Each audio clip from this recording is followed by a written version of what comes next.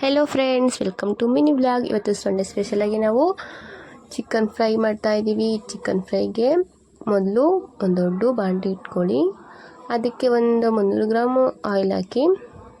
Oil ಕಾಯಿಲಾದ್ಮೇಲೆ ಚಕ್ಕೆ, ಲವಂಗ, ಏಲಕ್ಕಿ, ಪಲಾವ್ ಎಲೆ ಮತ್ತು ನಕ್ಷತ್ರದ ಮಗು, ಒಂದು 4 ಈರುಳ್ಳಿ ಕಟ್ ಮಾಡಿ ಹಾಕಿ, ಜೊತೆಗೆ ಒಂದು 4 ಹಸಿಮೆಣಸಿನ್ಕಾಯಿ ಕಟ್ ಮಾಡಿ ಹಾಕಿ.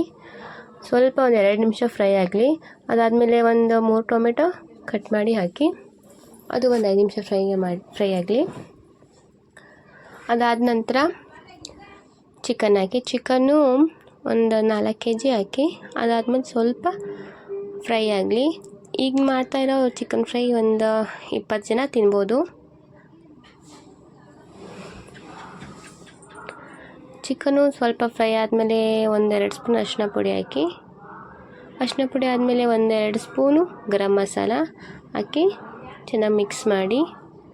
ಚೆನ್ನಾಗಿ ಮಿಕ್ಸ್ ಮಾಡಿದಾದ್ಮೇಲೆ ಕೊತ್ತಂಬರಿ ಸೊಪ್ಪು ಮತ್ತು ಪುದೀನ ಸೊಪ್ಪು, ಅದು ಒಂದು ಕಟ್ ಕೊತ್ತಂಬರಿ ಸೊಪ್ಪು, 1 ಕಟ್ ಪುದೀನ ನೀಟಾಗಿ ಬಿಡಿಸ್ಕೊಂಡು ತೊಳ್ಕೊಂಡು ಅವೆರಡನ್ನೂ ಮಿಕ್ಸಿಯಲ್ಲಿ ಹಾಕಿ ರುಬ್ಬಿ ಅವೆರಡನ್ನೂ ಹಾಕಿ, ಕಲರ್ ಚೆನ್ನಾಗಿ ಬರುತ್ತೆ, ಟೇಸ್ಟು ಚೆನ್ನಾಗಿರುತ್ತೆ.